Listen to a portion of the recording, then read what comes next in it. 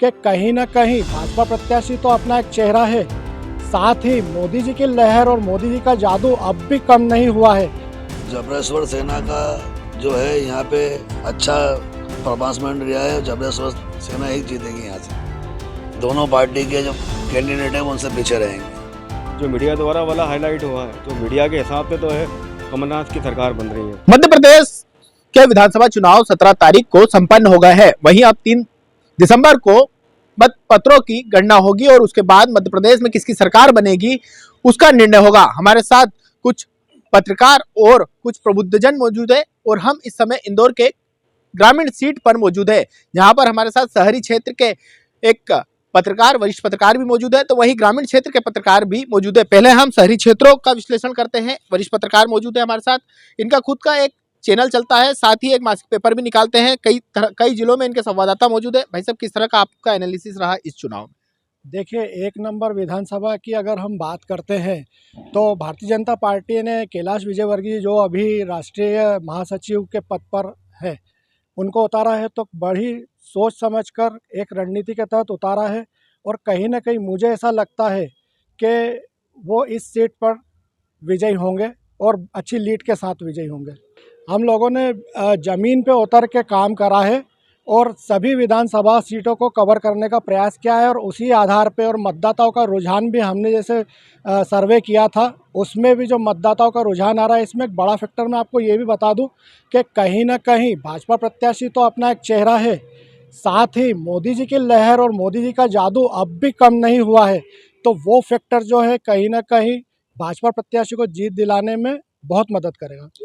ये तो 1 नंबर विधानसभा की बात करें। अलग अलग विधानसभाओं की बात करें, इंदौर में 9 विधानसभा है। 2 नंबर विधानसभा की क्या स्थिति, 3 नंबर विधानसभा की क्या स्थिति? 2 नंबर विधानसभा सीट की बात करें तो मुझे लगता है कि वहाँ कांटे की टक्कर होगी, क्योंकि कहीं ना कहीं कांग्रेस के प्रत्याशी जो चिंटू चौक से उतरे हैं चुनाव में, उनका एक ज़मीन है 2 नंबर क्षेत्र में। पर ये नहीं कह सकते कि एकदम आसानी से निकाल ले जाएंगे, क्योंकि जो रमेश मेंदोला जो है वहाँ के प्रत्याशी, उन्होंने भी लगातार 2 या मुझे लगता है 3 विधानसभा विधायक रह चुके हैं, तो उन्होंने भी वहाँ पे काम किया और उनके एक अलग ज़मीन है और वहाँ पे वो चुनाव मैदान में नहीं उतरते, उनके कार्यकर्ता चुनाव मैदान में उतरते हैं और कहीं ना कहीं बहुत अच्छे तरह से काम करते हैं और जिताने में बहुत महत्वपूर्ण भूमिका रखते हैं। इसके अलावा 3 नंबर की बात करें तो यहाँ पर कांग्रेस के जो प्रत्याशी हैं पिंटू जोशी, दीपक जोशी, काफ़ी सालों से मेहनत कर रहे थे, लेकिन बीजेपी ने एन समय पर एक कैंडिडेट को उतार दिया, गोलू शुक्ला को। कितनी टक्कर दे रहे हैं, क्या विश्लेषण आपका सामने आया है? देखिए, गोलू शुक्ला जी की जहाँ तक बात करें तो उनके बजाय आकाश विजयवर्गीय जी ने ज़्यादा वहाँ पे मेहनत की है, क्योंकि वो पिछली बार वहाँ से विधायक थे और इस बार चूँकि जो भारतीय जनता पार्टी का एक ऐसी नीति है कि परिवारवाद, वंशवाद को आगे नहीं बढ़ने देंगे, तो कैलाश विजयवर्गीय जी को उन्होंने अगर टिकट दिया है तो इस वजह से कहीं ना कहीं आकाश जी का टिकट उन्होंने काटा है। परंतु आकाश विजयवर्गीय जी ने पिछले टर्म में बहुत काम किया है, विकास कार्य किए हैं जो ज़मीन पे दिखना भी शुरू हो गए। कई ऐसे कार्य हैं जो अभी शुरू हुए हैं, निर्माणाधीन है और उन्होंने लगभग मैं समझता हूँ 2000 करोड़ से ज़्यादा के काम उन्होंने वहाँ पर किए, जिसमें स्कूलों का जो विकास किया है, स्कूलों को जो स्मार्ट स्कूल बनाए हैं वो एक बहुत बड़ा काम है। इसके अलावा पुल बनाने का काम है और अन्य कई काम जो उन्होंने किए हैं, वो कहीं ना कहीं आकाश जी के नाम पर गोलू शुक्ला को वोट पड़ेंगे, मेरा ऐसा मानना है। लेकिन ये तो आप एक तरफा ही बता रहे हैं कि कांग्रेस का तो कोई बता ही नहीं रहे हैं, आप पूरा बीजेपी का शहरी सीटों में बता रहे हो, तो क्या वाकई में इस तरह की मुसीबत है? लेकिन जो आंकड़े पिछले अलग अलग एजेंसियों के सामने आया 3 नंबर विधानसभा में, तो कांग्रेस का बता रहे हैं। नहीं, मेरा जैसा विश्लेषण है मैं इसलिए ऐसा बता रहा हूँ जो वास्तविक स्थिति मैं समझ पा रहा हूँ, क्योंकि आकाश जी ने काम करा है। पिंटू जोशी अभी पिछले टर्म में कहीं ना कहीं वो वहाँ से दिखे नहीं है पब्लिक के बीच में। हाँ, वो बोलते हैं कि मैं स्थानीय नेता हूँ, स्थानीय कार्यकर्ता हूँ, कहीं ना कहीं महेश जोशी जी का नाम लेते हैं, साथ में अपने अश्विन जोशी जी के नाम पे भी वो वोट मांग रहे हैं, पर उन्होंने काम के नाम पे पिछले टर्म में क्या किया है मुझे ऐसा कुछ दिखाई नहीं दिया, जबकि आकाश जी का मुझे बहुत सारा काम देखा। 4 नंबर में क्या स्थिति बन रही है? 4 नंबर में भी मुझे लगता है कि मालिनी लक्ष्मण सिंह गौड़ जो है वो निकाल ले जाएंगी लेकिन काफ़ी विरोध था वहाँ पर।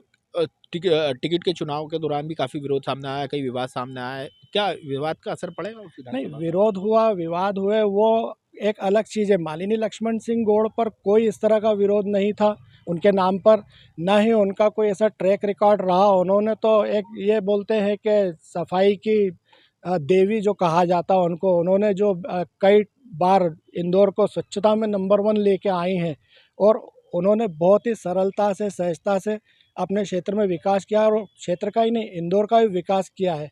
जबकि जो राजा मांधवानी जी जो कांग्रेस के प्रत्याशी हैं, उनके बारे में पहली चीज़ तो ये कि भाई बाहरी प्रत्याशी मतलब पाकिस्तानी है, ठीक है, वो उन्होंने नागरिकता भी ले ली, सब स्पष्ट भी कर दिया उन्होंने कि पिछले का लंबे समय पहले ही उन्होंने। ग्रामीण 5 नंबर विधानसभा में क्या स्थिति देख रहे हैं वहाँ पर? तो जो कांग्रेस के प्रत्याशी है वो मात्र 1100 वोटों से पिछला चुनाव हारे थे, तो क्या इस बार स्थिति बदली की?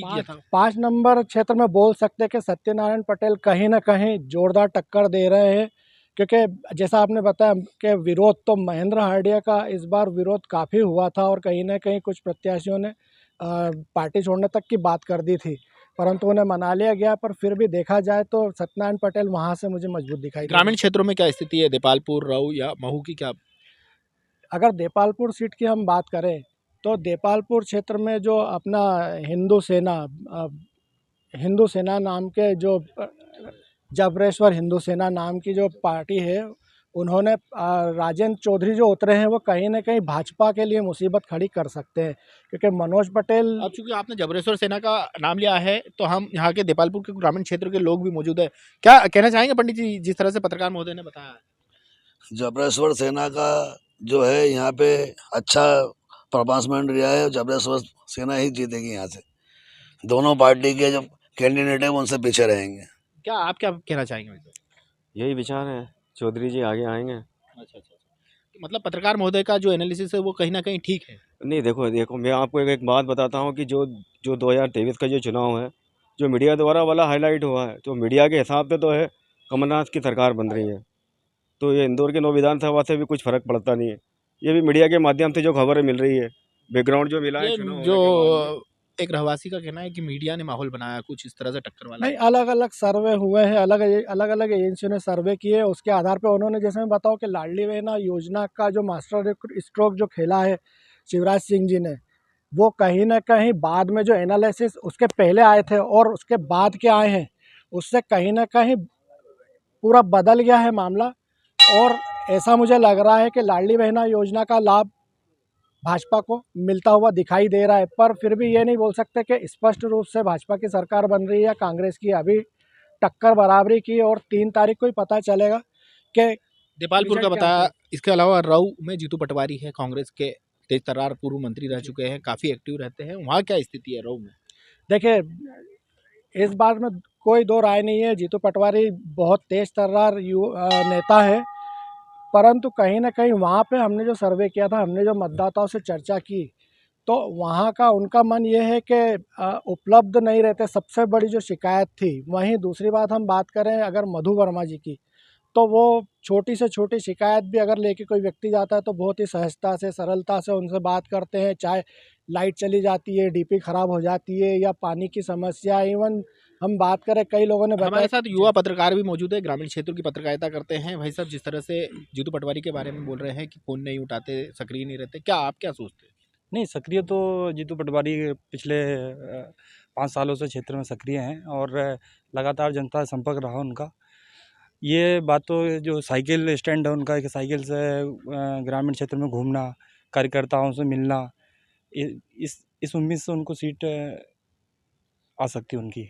आप चूंकि ग्रामीण क्षेत्रों में पत्रकारिता करते हैं, देपालपुर, सावेर, राऊ, अन्य विधानसभाओं, मतलब ये ग्रामीण विधानसभाओं का क्या रुझान है, किस तरह के परिणाम सामने आ सकते हैं?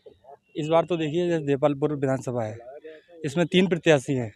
3 प्रत्याशियों में राजेंद्र चौधरी जो जबरेश्वर सेना के, इन्होंने क्या करा है कि पूरा तीनों प्रत्याशियों का समीकरण बिगाड़ दिया।